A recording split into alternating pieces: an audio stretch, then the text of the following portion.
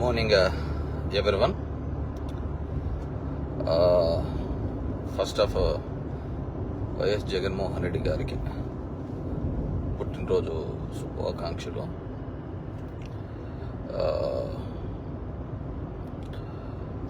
ఒక అరుదైన నాయకుడు మన తెలుగు రాష్ట్రాలకు సంబంధించి 36 సంవత్సరాల వయసులో ఒక పార్టీని పెట్టి, ఆ పార్టీ పెట్టిన తర్వాత అప్పుడు కాంగ్రెస్ పార్టీ ఇబ్బంది పెట్టినప్పటికీ జైలులో వేయించి ఆస్తులు అటాచ్ చేసి అయినా కానీ తిరిగి వెనక్కి బౌన్స్ బ్యాక్ అయ్యి 2 సీట్లతో మొదలైన ప్రస్థానం 151 సీట్ల వరకు సింగిల్ హ్యాండెడ్గా గెలిపించుకున్న నాయకుడు మన రాష్ట్ర చరిత్రలోనే ఎవరు ఉండరు. ఎందుకంటే చాలామంది మన ముఖ్యమంత్రులను చూసింటాం, కానీ వాళ్ళ కొడుకులు ఆ విధమైన నాయకత్వ లక్షణాలతో ఎప్పుడు కానీ బయటికి రాలేదు. చాలామంది ఉమ్మడి ఆంధ్రప్రదేశ్లోకి సంబంధించి చాలామంది, ఇప్పుడు ఎందుకు ప్రజెంట్ ఉన్న చంద్రబాబు నాయుడు కొడుకుతో సహా. కానీ ఒక టఫ్ టైంలో ఒక ఛాలెంజ్గా తీసుకొని ఎంతోమంది ఈ పార్టీ నిలబడకూడదు అనే ప్రయత్నం చేసిన, ఈ పార్టీ ఎదగుతే ఇబ్బంది అనే ఉద్దేశంతో రాష్ట్రాన్ని కూడా విభజించేంత పరిస్థితికి వచ్చినా కానీ జైల్లో పెట్టిన 16 నెలలు జైల్లో ఉన్న తర్వాత అసలు ఒక పార్టీ అధ్యక్షుడు ఉంటే ఆ పార్టీ నిలబడదు. ఆయన నిలబడి ఆ పార్టీని 2 సీట్ల నుంచి 61 సీట్లకు 66 సీట్లకు తీసుకొని వచ్చినాడు. అప్పుడు కూడా నరేంద్ర మోడీ హవా, అదేవిధంగా ఏదో జరిగిపోతుంది అద్భుతము, విడిపోయిన రాష్ట్రానికి ఏమో చేసేస్తామని ఒక అబద్ధాలు, బంగారెడిపిస్తామని హామీలు, రుణమాఫీలు చేస్తామని తప్పుడు హామీలు, ఇలా ఎన్నో హామీలు ఇవ్వడం వల్ల చంద్రబాబు గెలిచినాడే తప్ప ఇప్పుడే కానీ డైరెక్ట్ అటాక్తో గెలవలేదు. సో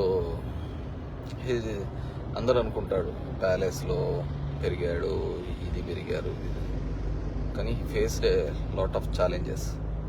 ఓదార్పు యాత్ర కావచ్చు, తన పాదయాత్ర కావచ్చు, ఈ విధంగా చాలా పాదయాత్రలు చేయడం జరిగింది.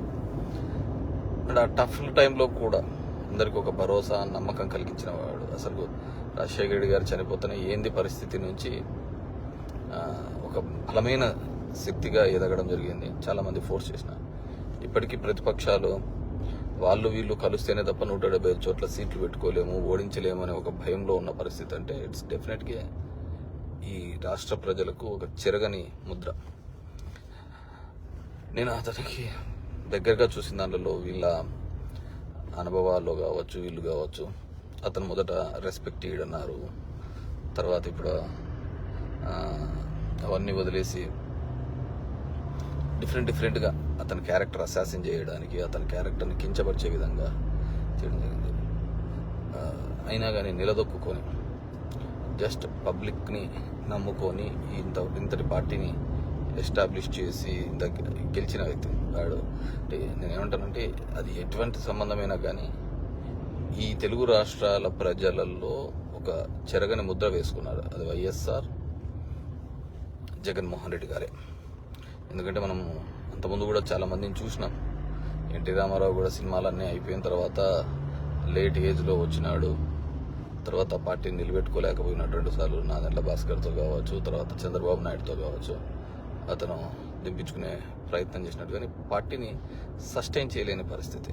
కానీ ఇది ఎలా కాదు, వచ్చిన తర్వాత కూడా పార్టీ ఓడిపోయినా కానీ మళ్ళీ దాంట్లో ఉన్న 23 మంది ఎమ్మెల్యేలను తీసుకొని ఇతని ఇష్టానుసారం తిట్టి వాళ్ళకు మంత్రి పదవులు ఇచ్చి అన్ని చేసినా కానీ ఎక్కడే కానీ జంకకుండా చేయడం. ఇప్పుడు కూడా యాజ్ ఏ సీఎంగా ఉండి, ఇట్స్ పొలిటికల్ సినారియోలోనే కొత్త విషయం కదా, చెప్పిన మాట కోసం, ఇచ్చిన హామీ కోసం నిలబడాలి. మేనిఫెస్టోని ఒక భగవద్గీత లాగా, బైబిల్ లాగా, ఖురాన్ లాగా చూసి ఇంప్లిమెంట్ చేయాలి అని. ప్రతి ఒక్కడు ఇప్పుడు ఉన్నాడు చంద్రబాబు ఇన్ని గాలి మాటలు చెప్తా అంటాడు, అన్ని గాలి మాటలు చెప్తా అంటాడు. ఇప్పుడు అవి ఇస్తాము, ఫ్రీగా ఇస్తాము, అవి ఇస్తాము మన శ్రీలంక అన్నాడు. సో నేను చూసిన చాలామంది లీడర్స్లో అసలు ఎవరికి ధైర్యం ఉందయ్యా?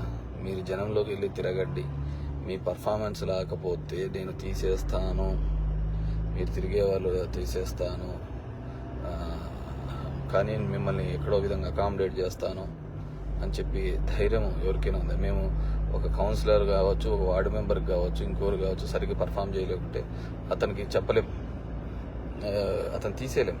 అతనితో సరి చేసుకొని ఏదో ఎలక్షన్లు నడిపిద్దాంలే అనుకుంటామే తప్ప అతను తీసేసే చేయలేం. ఎందుకు అతను ఏ విధమైన ఇంపాక్ట్ చూపిస్తాడో తెలియదు. కాబట్టి అలాంటిది ఒక ఎమ్మెల్యే స్థాయిలో ఉన్న వాళ్ళు, నియోజకవర్గం ప్రభావితం చేస్తారనుకున్న వాళ్ళను కూడా ఏం చేశాను, just he believes that I did good, నేను మంచి చేశాను public will be with me అని కేవలం ఒక ఆ నమ్మకమే మేబీ డ్రైవ్ చేస్తున్నాను. అలాంటి డెసిషన్స్ తీసుకోవాలన్నా I should be bold enough. అలాంటి వాళ్ళు చాలా బోల్డ్ ఇనఫ్ ఉండాలన్నమాట. అండ్ నాన్ కాంప్రమైజింగ్ మోడ్ నేను ఎప్పుడు ప్రస్తావిస్తున్నాను. రోజుకు ఒక పార్టీతో పొత్తు, రోజుకు ఒక మాట మీద ఉంటే ఖచ్చితంగా జనాలు అప్పుడు ఎలా ఇప్పుడు ఎలా అని కంపేర్ చేస్తూ పోతూ ఉంటారు. సో ఆ విధంగా కాకుండా ఏ మాట మీద కట్టుబడి ఉన్నాడో ఆ మాట కోసం నిలబడి, ఆ ప్రజల కోసం నిలబడి, ఆ ప్రాంతం కోసం నిలబడే వ్యక్తి. ఎందుకంటే మేము చూసాం మోడీ గారు భీమవరంకి ఎక్కడికి వచ్చినప్పుడు అసలు మోడీ ముందని పబ్లిక్ స్పీచ్లోనే చెప్పినాడు, ఏమని, నాకు there is no other interest than the state, నాకు కావాల్సింది ఇది అని. సో ఎవరు చెప్తారు? చంద్రబాబు అయితే ఆ విధంగా చెప్పేవాడా? లేకుంటే ఇంకోవాడు చెప్పారు? అసలు రాష్ట్ర విభజన జరిగేటప్పుడు కూడా ఒక నిర్ణయం తీసుకోవా చంద్రబాబు అంటే, ఏదైనా కావచ్చు, మంచి కావచ్చు, చెడు కావచ్చు, ఆయన తీసుకున్న నిర్ణయం నా 2 కళ్ళ సిద్ధాంతం 2 ప్రాంతాలు కావాలని ఒక డెసిషన్ మేకింగ్ అనేది లేదనమాట. అదేవిధంగా ఫస్ట్ టైం సీఎం అయిన తర్వాత మోడీని కలిసి వచ్చి ఒక ప్రెస్ మీట్ పెట్టినది కదా, ఓన్లీ వన్, ప్రత్యేక హోదా అనే దానికి మన ఎంపీ సీట్లు మనతో అవసరం లేకుండా ఉంది, అవసరము కాబట్టి వాళ్ళు ఆ విధంగా ఉన్నారు, అవసరం మన సీట్లతో అవసరం వచ్చిన రోజు డెఫినెట్గా అది ప్రత్యేక హోదా అని ఒక లైవ్ లేక్ తీసుకొని వస్తామని చెప్పి చెప్పడం జరిగింది అనమాట. So that's where the leader stands, telling the facts to the public అనమాట. సో ఒక 36 yearsలో పార్టీ పెట్టి ఆ పార్టీని ఇంత ముందుకు తీసుకొని పోతూ ఆయన తీసుకున్న డెసిషన్స్ టఫ్గా ఉంటాయి. అదేవిధంగా పబ్లిక్కి ఏ విధంగా మంచి చేయాలి, వాళ్ళ లివింగ్ స్టాండర్డ్స్ పెంచాలి అని చెప్పేసి. ఎందుకంటే ఏది చేసినా తనను ఫాలో కావాల్సిందే. ఈరోజు మేము ఆయన పెట్టిన పథకాలే చంద్రబాబు ఇంకా మాడిఫై చేసి చెప్తున్నాడు తప్ప తన అనుభవంతో వచ్చినది, తను 14 సంవత్సరాలు ముఖ్యమంత్రిగా 40 సంవత్సరాల అనుభవంలో ఉండేది ఎక్కడ చెప్పటంలో, కేవలం జగన్మోహన్ రెడ్డి పథకాలే కాపీ కొట్టి చెప్తున్న సందర్భం చూసినాం. సో అతనికి ఆ విషయం many more happy returns of the day. And తన లైఫ్ స్టైల్లో కూడా ఇంకా ఒక 30 సంవత్సరాల పైగా యాక్టివ్గా పాలిటిక్స్లో ఉంటాడని అనుకుంటున్నాను. ఎందుకంటే ద హెల్త్ కాన్షియస్ కావచ్చు, ద డైట్ కాన్షియస్ కావచ్చు, ఆ విధంగా ఏ లీడర్ని ఉండడం, ఫిట్నెస్ కావచ్చు, ఏ లీడర్ని చూసిన. సో ఇంకొక 30 సంవత్సరాలకు ఒక చెరగని ముద్రగా ఈ తెలుగు రాష్ట్రాల్లో ఆయన ఉంటాడని చెప్పేసి సమ్ మే ఫీల్ తన ఆలోచన విధంగా తన టఫ్గా ఉండడం వల్ల కొంతమందికి బాధ అనిపించవచ్చు కావచ్చు. ఒకటి మనం అర్థం చేసుకోవాల్సింది ఏంటంటే, ఈ రాష్ట్రానికి సంబంధించి ఫస్ట్ అసలు సీఎం అయితేనే కోవిడ్ లాంటి ఒక విపత్కరమైన పరిస్థితి వస్తే హీ ఫేస్డ్ ఇట్ అండ్ సక్సెస్ఫుల్గా మేనేజ్ చేయగలిగినాడు. దాని తర్వాత ఎన్నో లీగల్ హర్డల్స్ వచ్చినా కానీ వాటిని మేనేజ్ చేసినాడు. ఎవ్రీథింగ్ తను ఛాలెంజ్ చేసి తీసుకున్న సందర్భం. అంటే మినీ సిస్టంలో ఉన్న ల్యాప్సెస్ మీద ఫైట్ చేసిన వాళ్ళలో ఈజ్ ద వన్ అనుకోవచ్చు. వన్ థింగ్ ఈజ్ మీడియా అనేది మొత్తం అందరినీ శాసిస్తున్న టైంలో, వాళ్ళు చెప్పినదే వేదం అని చెప్పి శాసిస్తున్న టైంలో సాక్షి అనే పత్రిక పెట్టి, సో ఈనాడు జ్యోతి చెప్పినది కాదు, అది కాదురా నిజం, ఇది నిజం అని చెప్పేసి చూపించే పని చేసినాడు సాక్షి పేపర్ ద్వారా.